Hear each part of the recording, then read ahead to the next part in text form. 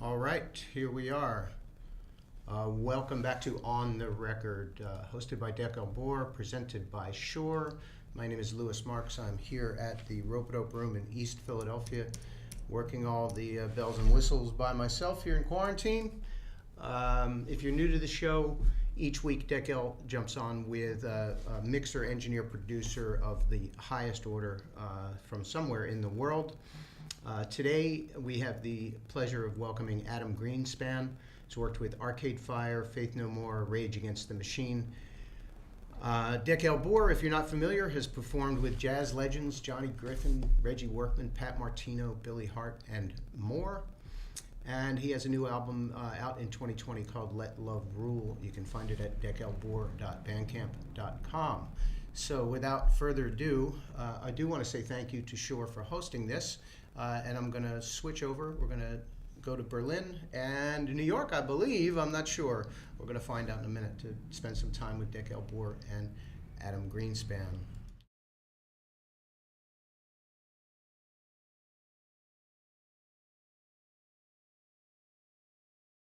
It's just been out for a couple of months.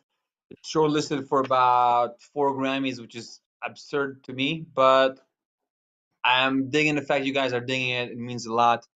So basically, I'm working on the next one. I have a lot of questions and no one to answer them. So I figured I'd reach out to all my favorite heroes in the field. This guy today needs no introduction. He did a couple of albums that are super dear to my heart because they're either friends or mentors or Madeline Puro and Cassandra Wilson. But when you talk about his credit, it's almost a joke. I mean, what are we talking about? So, without further ado, Adam Greenspan, we're finally doing this. How Uh, are you? it's been a long time coming. Yeah. Yeah. We've been talking Time about for this me. for a while. Yeah. How's everything back in LA, back home? It's good. Our country's just gone through some crazy stuff. So, Yes, yes. this week feels better than last week did. I'll tell you that. That's a beautiful way to put maybe it, we'll maybe leave it at that. especially considering the alternative. But Yeah. so the past 6, 8 months, everybody's safe. Everybody's in your circle as well. Yeah, I mean, it's been a crazy time. There's been some, we've known people who've gone through some tough things, but getting through it, getting through the Yeah, year, and looking forward to next year for sure. me too. Me too. Me too. So with all of this time that you had on your hands, Mhm. can you name a couple of albums that you've been listening to that inspired you personally? Just as a fan? Oh yeah, man. The new album by Everything, I think Ah, that's called Reanimator. Really great. I was actually I came across that record and then was talking to an artist that I'm scheduled to work with next year, and that was just like the first thing they mentioned was like, "Oh man, really digging this." I'm like, "Oh yeah, me too." So this is gonna be really fun. Like we're already on the same page on that album. What else, man? is Uh, it important to you that an album you're working with and the artist you're going to be working with on that album, and you have similar taste or similar references, or like what is it like? well, I guess it depends on the project. As you probably saw from my credits, particularly my more recent credits. Um, I'm sort of operating in two different worlds at the same time. Traditionally, I come from a rock background and very much of that. And so I'd say for those projects where I am involved as a producer, then yeah, it probably is fairly important to have that connection over, you know, and that bond over music that inspires me as well as the artist. And then as an engineer, I mean, I listen to a lot of things. I'm familiar with a lot of things, and there's a lot of things that I'm not familiar with. I have a silly question. Bear with me. Is there such a thing as a, in your mind at least, Mhm. as a rock engineer, jazz engineer, classical engineer, electronic music engineer? I mean, what are we talking about here? Well, I mean, I would say that there is a difference, um, just based on either what people want to do or what they have done. I mean, I would have considered myself a rock engineer until I started doing other things. And one of the things that I liked about working on jazz projects and these projects that I've done with Larry Klein over the last 2 or 3 years is that it actually has forced me to reach to new techniques and to do things a little different than I'm used to doing it, and create a new Do you mean skill set, and just not get pigeonholed, but also just not rely on things that I've done for years over years over years, like, oh, okay, this is my drum sound, or this is how I do this, and just do something completely different. And it's also made it really fun. I would think that the first requirement to get the gig with Larry is to get the most amazing vocal sounds. I mean, just because of, from Luciana to Joni to all the vocalists that he worked with. Right. I mean, just let the singer do the work. It's actually one of the things that I've learned in that. And he actually did a record with Al Schmidt earlier this year, while I was away doing Idols. And I came back and he's like, I'd really like to experiment, with the next thing he did. He's like, Al doesn't EQ anything to tape.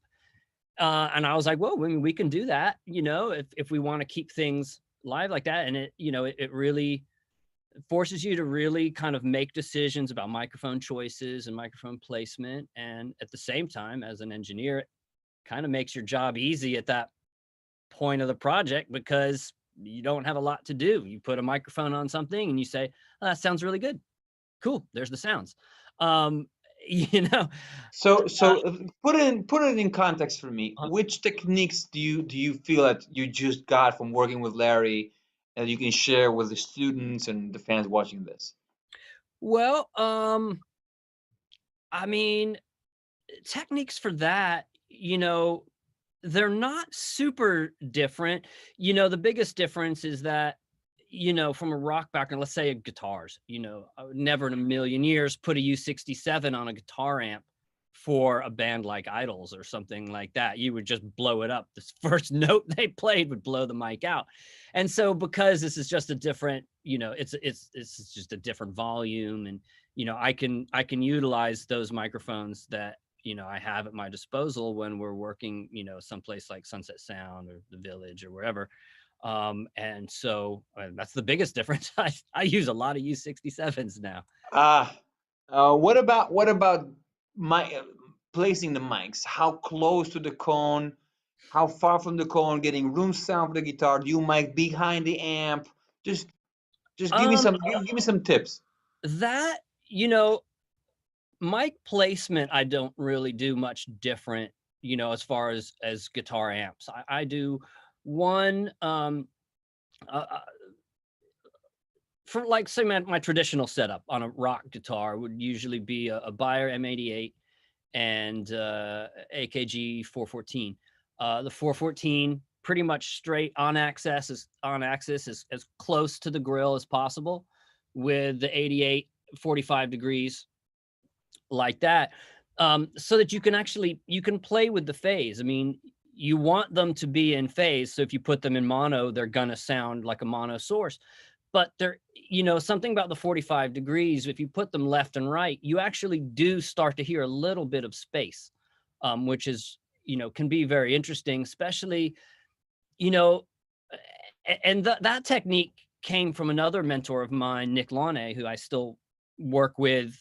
Yeah, Nick is amazing. Although, we're now kind of more, partners in productions now, as opposed to me, working for him. But, he worked with a lot of big, say, power trios in the day, where a lot of times there is only going to be the main tracking guitar. And if you leave yourself those options with multiple mics, then you have room to play around with space in the mix. If you bus all your mics together to a mono channel and then you have one guitar, you literally have a mono guitar, and that's either going dead or here, and it's never going to really give you a soundscape. I'm sure you already know this, but I mean, who am I to talk to you about this? But there's a trick that I've learned in New York and from all the jazz guys, is miking behind the amp or behind the cab or inside the cab from the back. Mhm. And if you have an open back cabinet, the playing with that part of it gives richness that you really don't get from, because my thing was always just put a 57 in front of the cone, and almost anywhere you put it is going to sound amazing. Mhm. So I've kind of learned that I'd like to either a condenser behind the cab or inside the cab. Yeah. And you get, because I'm playing mostly with live instruments. You play with a saxophone and the sax, the sound doesn't come out of the bell. It comes from every, it's like a Right. 360 thing. Out of each key comes a little bit of sound. Right. Or with the drums, it kind of fills up the room. Right. That's And, very and true. that's the thing that people always think about guitar, is that you get this pointy thing coming out of the speaker, and that's really not the case. I mean, you want to have the I'm sure you already know this, but you want to have the amp just loud enough so it has presence in the room. And then if you get a little bit of that, it's almost always going to be the missing ingredient for That's my true. I mean, ears. there is a certain point, there is a certain point, and again, this is more like on the rock tip. There's a certain point where turning the amp up isn't necessarily going to sound better. Certain amps, it really depends. If it's a type of amp that has one knob and you need that breakup, then yeah, you just turn it up and the volume is just, the excess volume is just an unfortunate result of getting that amp to sound the way you want. So I'm happy you're going there. Do you prefer lower wattage amps in your studio? Again, it really depends. It really depends on the sound that the artist is going for, and if have they brought their own amps? Are they already using something they like, or are we getting things in that they want to try? And I've worked with such a variety of bands that really I like combinations of stuff. Something like, I guess 5 years ago or so, did an album with Refused, and on one hand, the band have a pretty defined metal sound, but we didn't want things to be super metal. So, the main guitar player was using an AC30 for a lot of that, combined with something else. So you'd have this character of very, very Yeah. not metal. I mean, we were pushing the AC30 hard. We were driving it to its max without blowing it up. But then that was balanced with like a diesel or something, that was kind of super metal, to give it, a little more texture than just like straight up metal. I can tell you that in the jazz circles, we never continue the sentence with we're gonna balance that with a diesel, but it's refreshing for me. Right. But and what's your take about new gear versus vintage gear? Like, what is guitars, amps, mics, preamps? You How do you know, feel about that? we've come to a point in technology where there's a lot of people that are trying to copy old vintage gear, and they're trying to do it very inexpensively. And to me, a lot of that really doesn't work. There's a reason why those microphones are good, and there's a reason why they still cost a lot.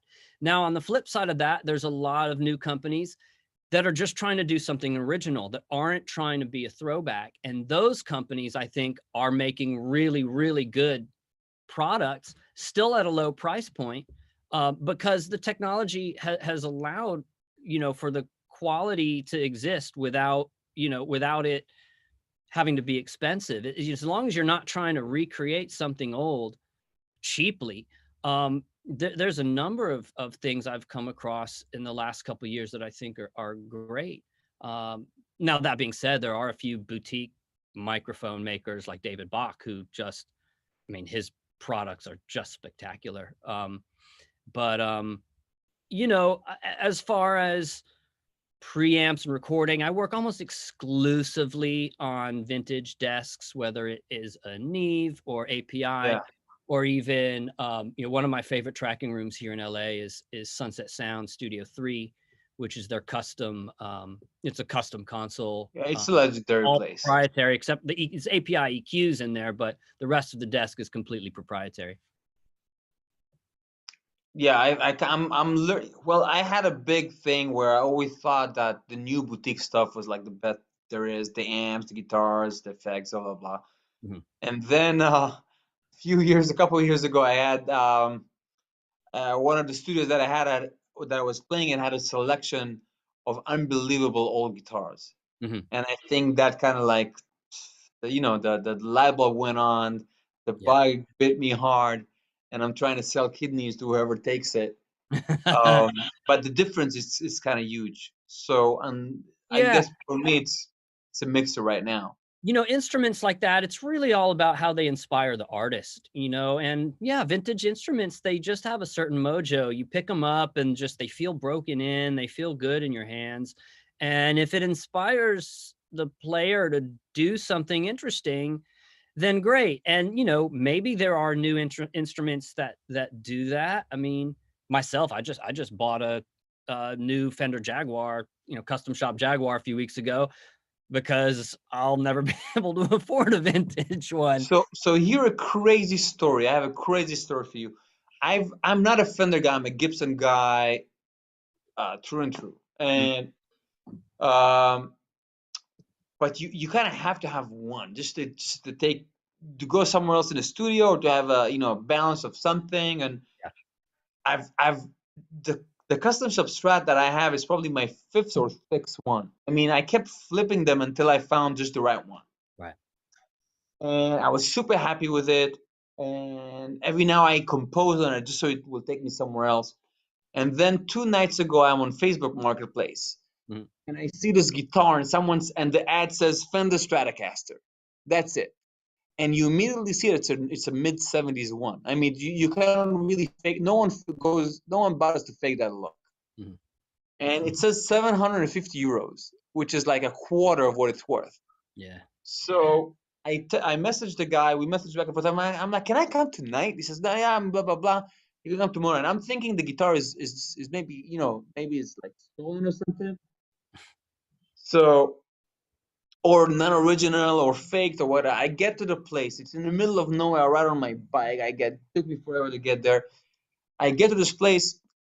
I asked the guy, so what do you do? Because it doesn't look like a guitarist. He says, I'm the head of the police academy. I'm a police officer. I mean, so it's not stolen. Then I see the guitar. I don't even have to flip. I don't have to take out the pickups. You see immediately that it's not only original, but he has all the tags and all the dates, and he knows it's a '77 Mhm. because I already checked on the serial number. And he gives me the guitar for 700 euros, and it's an unbelievable Strat. I mean, it kills. I mean, so you kind of always hear about these kind of stories, Mhm. but it still exists. I mean, I wasn't expecting to get kind of lucky like this, Yeah. but it's literally a quarter of what it's Really, going for. instruments really are about how they inspire the player and the artist. I mean, I like collecting instruments because I do play some, and I do come from a musician background before being a producer. So I appreciate them. And, it is good, to have a collection of things when artists do come here to LA. But, more and more I find myself, traveling for work. A big portion of my clientele is based out of the UK because of my history with Nick Launay and just, those types of British indie bands that, it's also my favorite kind of music. So as that part of my career grows, I'm traveling more, which means, of course, I'm leaving my guitars at home. So, part of me has to understand that, if I'm buying a guitar, I have to just really like it too, because to be Yeah, able to say, oh, I need this for my clients. Well, yeah, maybe. yeah, exactly. The truth It's a is good that excuse. It's a good excuse to buy a guitar, but really, like, you know, I'm playing it. I feel the same way because I'm starting to have a really beautiful collection and really beautiful studio here, but most of the recordings I'll be doing for with the band are going to be in New York. I'm not going to have a collection of. I'm not going to fly 8 guitars Right. on a jazz budget. It will never happen. So let's go to your production work. Like, what makes you select an artist, choose the artist to work with? What are you looking for? Well, first of all, as a producer, it's really about things that come in. One thing I learned real early on from my mentor, Nick Launay, was, when you're young, you do want to pursue bands. You want to pursue artists because you don't really have a reputation. And so, to kind of just to get things moving, you do kind of go after bands. But he made a good point, and I think he's right What about. what does that mean, going after bands? You send in, you go to Well, the yeah, show and say, I'm a producer? reaching out as a producer, reaching out to an artist saying, oh, I really like what you're doing, I want to work with you.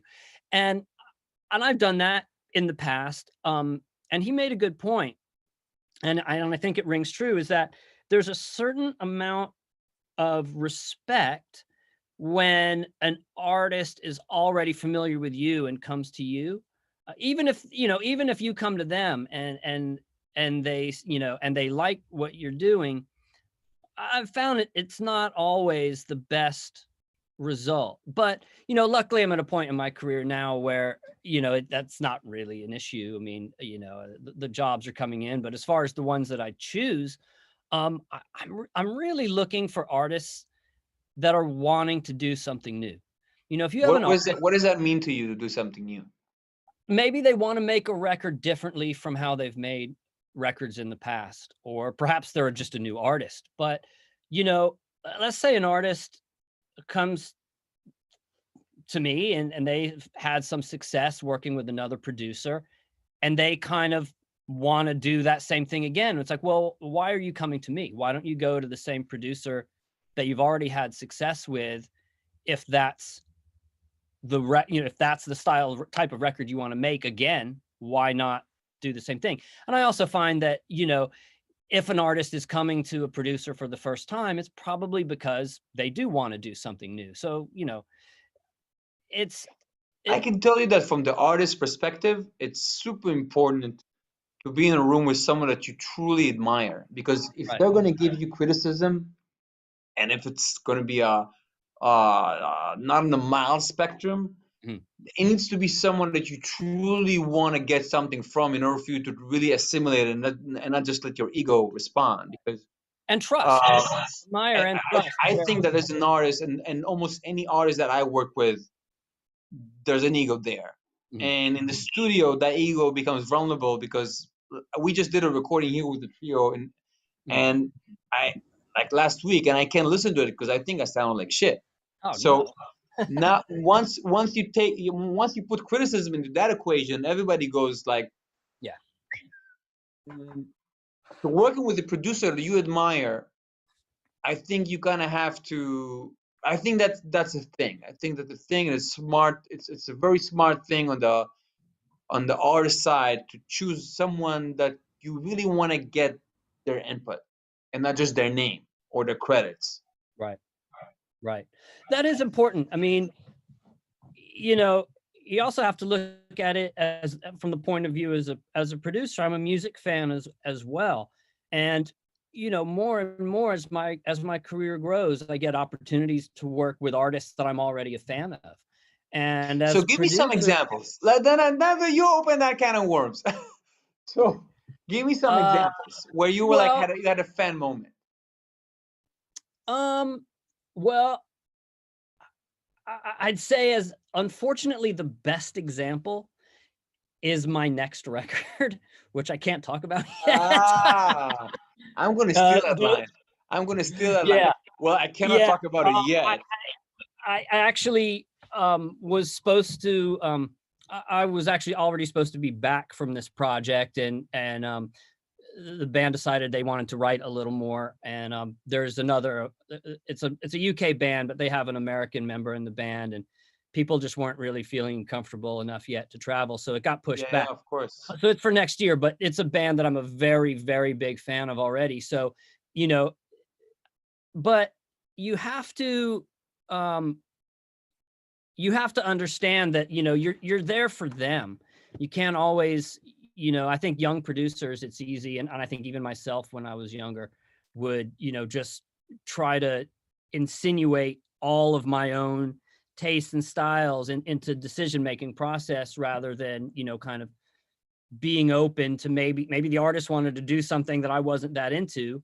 But you have to find a way to go down that path and explore what it is that they're wanting to do. I mean, even some of the great producers, even like Rick Rubin, doesn't walk into a room and say, do this, and do this. He comes and he listens. He says, that's good, that's not, get rid of that. But he's not necessarily, not necessarily giving specifics like you need to do this, you know. So there's that. I mean, the other thing that makes me choose certain artists is just the quality of songs. I asked So we're talking about you getting demos and you feel that yeah, the songs are good and you can feel getting that you can demos. take them somewhere. I asked another producer friend of mine years ago. I was like, man, how come you're getting like publishing royalties on, and I don't. As a producer, he's like, because labels come to me with artists who don't have any songs. And he's like, if you turn down an artist because they don't have good songs, then you're not going to get publishing because the songs are already written when you take the project. I'm like, oh, that's a good point. If I don't hear songs, I usually say no. So of course I'm not getting publishing because there's no more songs to write. It's already been done by the time I get to it. So like, oh, well, that makes a lot of sense. So any other artists that you like to talk about? I mean, from what I've been getting on my socials, everybody wants to know about Arcade Fire. So give us some of the. I mean, yeah. Again, this is that's an artist that, again, I mean, probably I'm surprised people weren't asking more about idols, because that's probably the most visible thing, particularly recently. I mean, and they're kind of hot right now, right? Yeah. So let's talk about that. Arcade Fire, my relationship with them. Well, actually, I have a family relationship. My cousin is married to Will, but not even how we ended up working together. They came to Nick Launay, asked him about mixing Neon Bible, which he did up at their studio in Montreal, and then for the Suburbs, there were about half a dozen songs that had just grown in size to where they just didn't even know what to do with them. So those again kind of came to Nick and myself. And so there's like mainly the singles on the Suburbs. Nick and I mixed. So what does that mean in size? Well, I mean, literally get like 200 tracks and 200 tracks, and maybe at that point the artist has just sort of become a bit overwhelmed and is a bit of a loss as to kind of how to finish the song. They've lost a little bit of their own perspective and just required a little more, just a fresh pair of ears. And your perspective as a producer, how do you feel about tracks? How many is too many? How many is too little? I mean, I always go by the mantra of, my mind still goes back to 16 or 18 tracks. I mean, that's kind of like as if that's the board and that's what we're going to live with.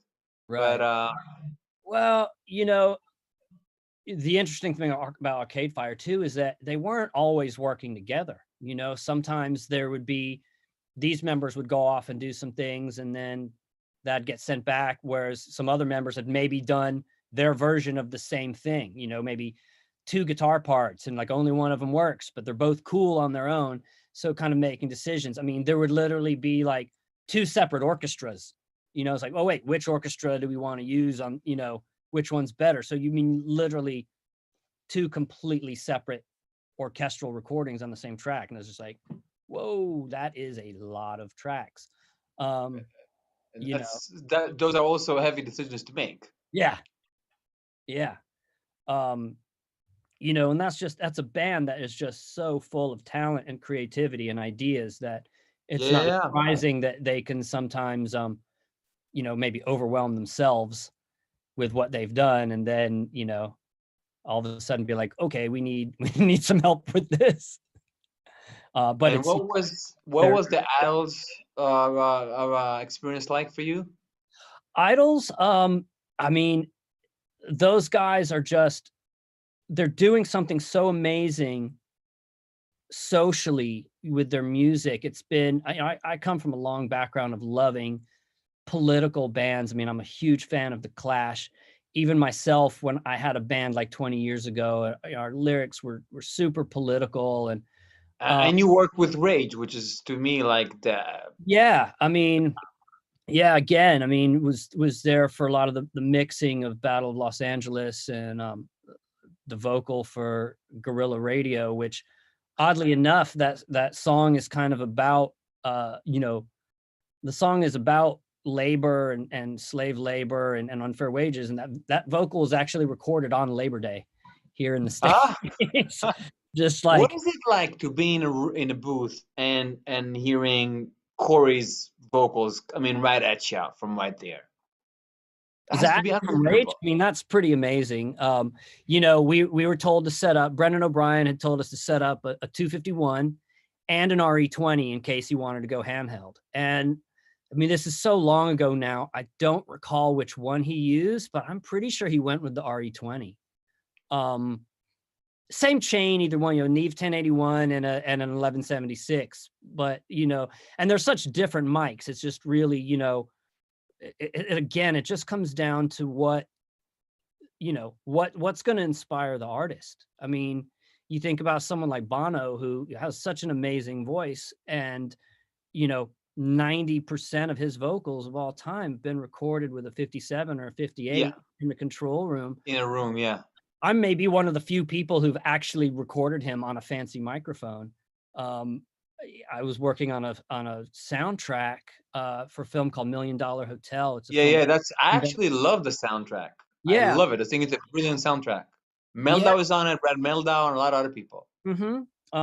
So Mila Jovovich was singing. There was a cover of "Satellite of Love" by Lou Reed, and it was meant to just be her as a solo vocalist, but Bono was kind of coaching her through the vocal in the room with her. And so he kept singing things, and, you know, we had like a C12 or something up, and he kept singing in the room, and we're like, it sounds so good. Let us put up a second mic. He's like, no, don't worry about it. No, I'm not going to sing on this. And after like a couple, you know, after like 20 minutes, it was like, stop. This is a duet now. We're going to put up a second mic. We put up a second C12 because he already sounded good on that. And we're like, you're going to sing on this. So yeah, it may be one of the only times he's actually ever sung in a booth with a fancy microphone. And what was the experience working with him like? I mean, it's such an I icon. mean, one of the sweetest people I'd ever met. And, you know, this was like, I mean, he was receiving phone call. There was one point, like, you know, I answered the studio phone, and I hear, you know, this distinguished, you know, British accent is like, oh, is Bono there? This is Mick. And I'm like, oh shit, it's Mick Jagger on the phone. And I mean, I literally, like, I gave him the phone and I excused myself and called my dad, and I was like, Dad, I just talked to Mick Jagger on the phone. I mean, he was taking calls from the White House. I mean, you know, I got like a White House secretary, like, you know, Bono, Unbelievable. asking, you know, looking for Bono to hold for President Clinton. I mean, this is like in the 90s. Unbelievable. It was Unbelievable. like before Christmas, and he had just bought one of his kids a keyboard, and he's like, can you like take this out of the box and like kind of figure out how it works so you can show me, so I can show my son. And I'm very interested. I'm pretty sure that's his son is now in a band called Inhaler, who I really dig. And I actually had my manager hit them up a year or so ago to see, you know, what they were up to. But I thought that would be a very, very interesting story to tell him that, you know, that keyboard that he got 20 years ago as a kid, I helped his dad learn how to use. Unbelievable. That would be an amazing circle to Yeah. um so I let's mean, go getting back to back. Beatles, which you brought up, I mean, you know, that our relationship started with their previous album, Joy is an Act of Resistance. And I hadn't really heard the band before that project came forward. And, We're you talking know, about Rage? Idols. Idols. Um, you know, I hadn't really heard them before. And I was just, you know, right away, I was like, whoa, this is one of the freshest things I've heard, because it, you know, a lot of people don't like throwing the word punk around, because what does that really mean these days? But they certainly have the energy and the attitude and the sense of community that scene had in the 70s. So And if also nothing else, the energy that they're playing. I mean, right, I mean, a lot of people write lyrics that are to this side or that side, but to have that energy that in the room, I think that's a very rare thing to kind of have and capture, and I also think you captured it beautifully. I mean, oftentimes there are a lot of people that you go to see them live, and they blow you away, and then you hear the album and it wasn't, it kind of gets lost through the wires and the mic somehow. Right. No, that's I mean, definitely it's an art to itself. that. Absolutely. I mean, the Idols album was tracked completely live. With anything else that wasn't live, we figured out after the fact. By saying live, you mean you have live vocals from The whole band playing. backing? Occasionally there were live vocals. Joe, I think one of the things that made the lyrics so interesting on this record is that Joe really wanted to be inspired in the moment and kind of take first takes. And sometimes it wasn't just first take of performing something, but like literally writing lyrics in the booth or writing them at breakfast, and then, going in. That's another Bono reference. Right. I mean, he was also using a handheld mic. We used an Aston Stealth. Aston had sent us some stuff for that. And, I was really interested in that microphone because it's like the first new dynamic mic that anyone's made in like generations. Everybody's making condenser mics or tube mics because it's sexier. It's more fun. But I don't know. For me, maybe because I'm a guitarist, the most practical thing is get me the most amount of 58s, 57s you can get, and I'll be good. Well, that's true, but those are old models that have been around forever. Also, us jazz guys, we're basically, we've been touring. That's always been a thing. Mm-hmm. And then you want as many of these on stage as you can. You don't want anything else. Yeah. But the important thing was really just capturing those raw live performances from Idols and keeping them engaged. I mean, they're they can be very impatient in the sweetest way. They know when they've done their best performance. We didn't spend hours and hours and hours doing takes on songs. I mean, there's at least one song on that record where the final version is a first take. And so 4 or 5 takes. I have to tell you that me not being a first take kind of guy, school me. What is it? I mean, first of all, what is the allure of the first take? Well, I mean, for one thing, that's a really rare occurrence because, I like, I'm not the type of, my engineering sense, even as a producer, isn't, always necessary to like, okay, these are the sounds for the record, go play all your songs with these sounds. So the chances of me being happy with the sounds on a first take, if it's the first time the band have run through the song in front of the microphones, well, that's the first time I've heard the sounds. So hopefully the band doesn't nail it on the first take, because if I want to change something, I don't want to be the one to say like, well, y'all killed it, but I'd like this to be different. Can you do it that good for me? I don't want to be that guy. So yeah, I feel the same way. Everybody's doing this perfect thing, and then I missed a couple notes.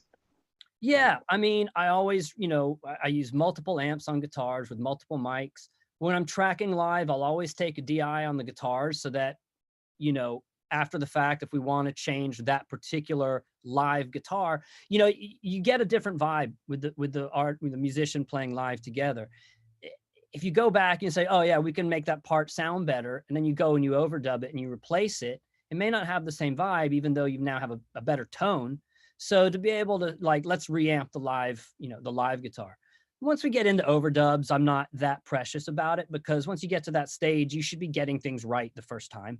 At that point, you have the blueprint of the song, you have the basic tracks, so where an overdub needs to sit sonically. So you just get it right the first time. But so give us some tips. Before I'm sorry to cut you, but give us some tips about getting a great live sound for a whole band. Like who's the dividers, no dividers. Where are the amps? It all starts with a good drum room. Idols was recorded at a studio outside of Paris called La Frette, which is kind of an old manor house, and the drums were in what used to actually be the wine cellar. It was like a wine cave, full on stone with an arched ceiling. Sounded incredible. you know, particularly for its size, because it wasn't a particularly large room, but the surfaces, you know, really gave it that explosive thing. And that's actually fairly true for a lot of my favorite drum rooms. It's not really about size. When rooms start to get too big, you get a lot of just like kind of long washy decay. Whereas a medium-sized room, particularly like wood, you know, hardwood surfaces in a medium-sized room, it keeps those reflections tight so that they emphasize the actual drums as opposed to just sounding like a reverb. Yeah. You know, so, you know, I want as many of the musicians to be able to be in the room with the drummer as possible. And sometimes that, I mean, like at Lafret, that was literally just, you know, some of the things were hindered just by where we were able to put amps and how long a cable we had. You know, the guitar players were in the room with the drums, but where we had to put the bass amp, we just didn't have a cable long enough for Dev to reach all the way. So he was like right on the other side of a glass door. Unfortunately, he was in the room with the guitar amp, so I don't know how he could hear anything because those amps were loud. And then Joe was in like a kind of an airlock between us and the live room. But you know, it really is that energy. And in that band in particular, the drummer is just so on, and he knows really that was our reference when we, you know, whether or not we had the take. When John said that was it, or he's like, oh, I could do that better. Or if he said, no, I definitely don't have a better one in me. Cool. We've got it. You know, it wasn't even really, there weren't really many times where Nick and I as producers had to make decisions about, oh, this takes better for this, or this takes better for this. It was just very, very obvious in the moment when magic happened and when it didn't. And that's, I love it. I love it when that happens, but that's so rare. Yeah. So rare. Yeah. But, you know, I think the one thing that's important when you are tracking a live band is, like I said, give yourself options so that if the band does something you weren't maybe expecting, you have the necessary tracks to play with that in a cool way. But also, you know, be ready. What does that mean? What are these options?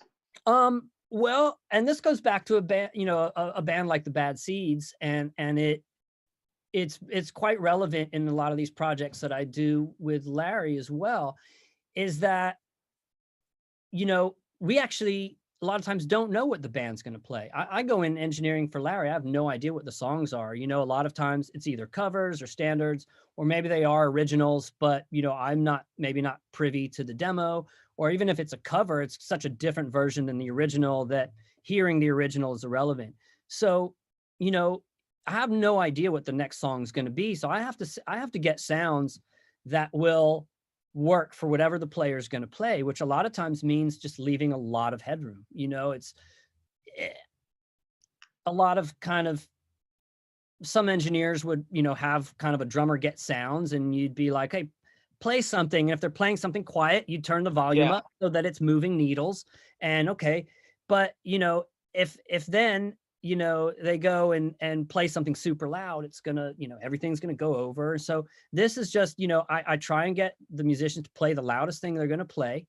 I leave headroom for that. And then if they end up playing something super quiet and needles aren't even moving, I don't chase it. And that's probably something a few years ago I would have gone like, oh, that's super quiet, I need to turn that up because it's not getting enough resolution out of the converters at that volume. It's like, no, leave it. If they're playing quiet, it's because they want that space. Does it sound a certain vibe? Yeah. The band are creating their own dynamic. I don't need to go and mess with that for their sake. It's the same, you know, one thing I learned, you know, working with horn players doing jazz stuff, they hate compression. Hate it, hate it, hate it. So don't even use it anymore. I can compress it later if I need to, but you know, a sax player or trumpet player hears a little bit of compression on their part while they're playing and they just freak out, you know. And a lot of times they will play things that are literally, you can't hear. You're just hearing air going through the instrument and there's not even a tone. But that's oftentimes part of the vibe. I mean, exactly. It's part of our language, it's part of our heritage. There's so much of Miles Davis's tone, or when Coltrane is playing ballads, or Dexter Gordon or Ben Webster, there's just Right. so much. There's just air. Stan Right. Getz is just air. I mean, Hmm. but and I also feel that oftentimes people when people think they're they're sound checking, everybody's playing, but then when they're going to get to the heat of the performance, whether it's in the studio or live, they're going to play so much louder. Yeah. I mean, when they get carried away. Hmm. So that headroom, you kind of, for me, you hit it on the head for me, Right. because you're gonna want it, you're gonna need it later. You are. Yeah. And like I said, if the artist plays quiet, they did it for a reason. And if the song is quiet, let it be quiet. I mean, I often sometimes will look at my Pro Tools session on a thing like that, and like you can't even see that there's audio on some of the tracks. It's literally just a line. You would have to zoom in, like click the zoom button like 10 times before you can see, oh, there actually is something there. um, so there is that. Just being ready for it, and again, it's just like you want to keep inspiration happening in the room when there's live performances going on. You don't want to tweak things over and over and you let the artist get bored or lose their inspiration. I mean, someone like Nick Cave, I mean, he's rarely going to play the songs more than once or twice. I mean, and a lot of times the band they don't even really write demos. I mean, Nick will come in and just start playing something on the piano and the band will just follow. And so maybe they'll follow him one time through, and then, I mean, that's already being recorded. And then the next take, Yeah. may be the take. So The first lesson I ever got as a producer was record everything, every little thing that's happened in a room. Someone went to you think everybody's in a bathroom break. I mean, someone is eating on the guest room. Record everything, capture everything. You never know. yeah, You just never know. yeah, absolutely. I mean, particularly, if someone's experimenting with something, you never know, even if it's, even if you're not working on a song, maybe, maybe guitar players messing around with their pedal board, getting ready to do a song, but you have the mics are live and you're listening, just hit record. Hard drive space is cheap, if, Yeah. what I mean, you've got playlists, hard drive space is cheap, just record it. I mean, if there's nothing there, go over it. I mean, whatever, it's, hit delete if there's nothing good there, but keep it rolling. So you brought up the most difficult one of all, inspiration. Now, Yeah. as a producer, what do you go to when you feel there's no inspiration in a room? How do you reignite it? There can be a lot of things. One, work on something different. If you're stuck on something, I mean, unless it's the last day of a session and it's the last thing you got to do and there's nothing else to do, move on. Take a break. There's so much pressure in this industry. Studios book now like 12-hour lockouts. So, everyone, to get our money's worth, we got to work for 12 hours. And then it's like, oh, well, this musician's really more inspired at night. So they like to work, all night. And now you're spending like 16 hours a day in the studio. And I don't believe that people really do that much good work in a day. Keep it fresh, take a break, go out to dinner. Don't just like order takeout and, sit around the studio lounge eating, out of a box and then get right back to work. Leave the studio, go out, come back. I saw something recently, Sunset Sound have been doing some kind of historical things about Van Halen since Eddie just passed away. And they turned up all of these like actual studio work orders. And what they found was that Van Halen only booked half-day sessions. They never worked more than 6 hours a day to keep things fresh. So I mean, interesting. back in the day, you could afford that. I mean, the way budgets are now, you couldn't get away with like, oh, we're just going to, we're going to pay for the studio and only work 6 hours a day. So, obviously you have to balance that. There's a little bit of, modern day reality doesn't really vibe with that as well. But there's something to be said for that, for, keep it fresh. Don't get bogged down. Allow for experimentation, also, allow enough time in a session for experimentation. I mean, I've done records in the past year where, you know, literally the tracking, you know, schedule was 10 days to make the entire album. And, you know, maybe it was an album where the band wanted to experiment, but there's just not a lot of time for experimentation if you got to record an entire record in 10 days. Doesn't that depends on how much pre-production the band have been doing? I mean, me being a jazz guy, 10 days sounds like like 10 albums almost. Sure. I mean, I think, you know, pre-production's always good. I mean, I always like to have pre-production. With the last Idols record, we had like 3 days of pre-production with the band in their rehearsal room before we all went to France. And oddly enough, you know, we had gotten demos for that record, but 0 vocals on the demos. A lot of them hadn't even been written yet. So the demos were instrumental.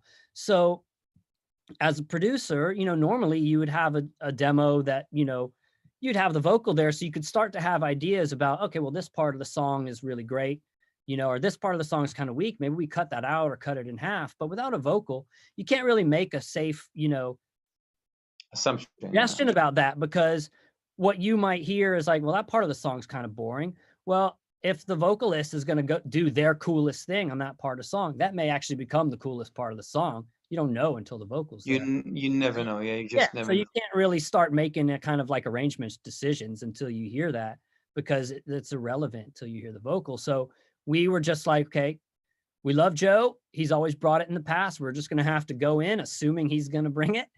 And he did. All right. You know, so, but, you know, there wasn't a whole lot, you know, other than just being ready for what, you know, and, you know, there were certain ideas just sonically when we heard demos, like, oh, we're going to do this on this song just because it'll sound really cool. But, you know, that was it. There wasn't a lot of like taking things apart and putting them back together. The last song in the album, a song called Danka, I mean, they were still arranging that when we were recording it, because it's not, you know, it's an instrumental song and it's just kind of, it's sort of a jam. So it wasn't like, oh, a verse, a chorus. And it was like, you know, literally the parts were like A, B, C, D. I mean, there was a section K on that song. I've never recorded a song with section K, huh? I don't know. I kind of feel like that the more pre-production we do before we record, it's sometimes not as sometimes when you do so much pre-production, you just you have this preconceived idea of what it's supposed to sound like, and once the red light is on, everybody's kind of trying to adhere to that idea and kind of recapture a moment that's already passed, and then you end up doing 10 takes of something, trying to capture something that's not there. Mm-hmm. But sometimes what you're describing is just kind of trying to get a vibe in the studio. It's almost like the best way to actually get that vibe at the end. Yeah, I mean, yeah, you got to keep it fun. You know, that's why we're all here. You know, hopefully artists are having fun when they're making their records, especially if they're working. I'm gonna keep that line with me. You gotta have fun. Yeah, yeah. And last question for today. Yeah. So what would be your dream project to work with? Guys that are dead or alive that you always think that in the studio your chemistry and their chemistry would kind of explode. Oh, what would be the dream list? You mean as like a band? Yeah, or an artist. I know I have mine. Oh man, well, you know, I was such a huge fan of The Clash. I would love to have been able to work with Joe Strummer in the day, you know, when he was still with us. Who knows? I mean, maybe somewhere out there's an idea of, you know, someone or maybe a group of people, maybe a different vocalist for each song. Maybe the 3 remaining members would get back together. You know, that would be a weird thing. It would definitely have to be, you know, let's not try and make a Clash record, but you know, could be interesting working with them. An interesting idea. You know, I mean, I saw Ian Astbury from The Cult perform with The Doors. It was cool for a live show. You know, so I don't know if there's really a possibility of that.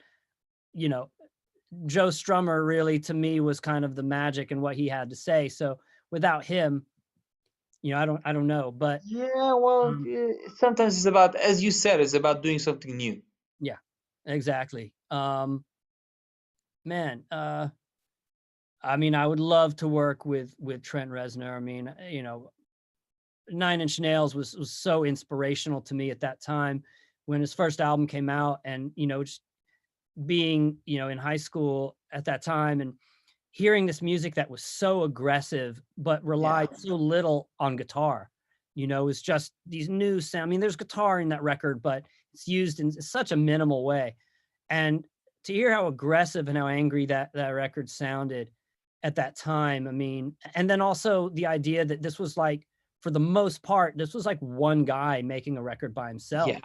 and that's And kind of also, down this path. sonically, it was a Yeah, completely new thing sonically. I mean, right. yeah, I think now people, when they listen back, it's hard to realize how new that was. Just the Yeah, sound of it. And especially we're talking about like what the first album was like 89-ish, yeah, right? yeah, I mean, 89-ish in the radio, Guns were like Guns and Roses were like too wild.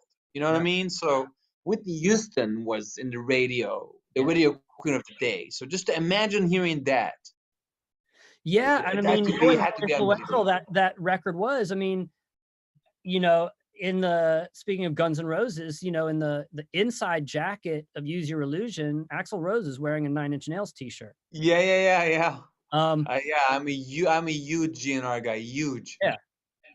Um, but yeah, I mean, Nine Inch Nails. I mean, I was a huge Prince fan. Um, he sounds like a handful to work with.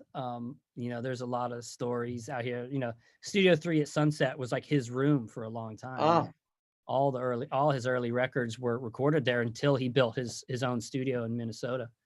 Um, in fact, his studio is kind of designed after Studio 3 at Sunset. It's kind of the layout I is sort can tell of. you that I always wanted to hear you working with Björk. That would be for me a very intriguing combination Oh as a wow. fan. I mean, she's amazing. I mean, talk about someone who, I mean, she invents her music every album she makes. I mean, she invents instruments, you know? It's like that is so creative and so left field. And then I truly love that. I mean, personally, I enjoy her more poppy things, more just musically it appeals to me more. I mean, like you know, the Earth Intruders album that came out, that's probably close to 10 years old now. It's probably long older than that now, but you know, that to me, it harkened back to like her first two albums. You know, Yeah, it was a little more rhythmic. I think that's what it was. I mean, I was a huge Sugar Cubes fan, and then I was really just kind of getting into electronic music when she started as a solo artist, and she was very much coming from like a house background. yeah, And to me, electronic very music much is so. about rhythm and dancing. And so, you know, she obviously really expanded her sound as an artist, and I really respect that. And it's beautiful too in its own way. But I really enjoy her music best when it is rhythmic, because it's just what I relate to more. Ah, that's cool. That's really cool. Adam, I learned so much. Really, Oh, I can't thank you enough for coming on the show. It means a lot. It means a lot to the fans. Stay safe out there in this challenging year yeah, thank you. and keep up this amazing music coming our way. And we'll be in touch. All right. Thanks Thanks so a much lot. for doing this. All Thank you. right, guys. See you next Tuesday. Bye All right. bye. See ya.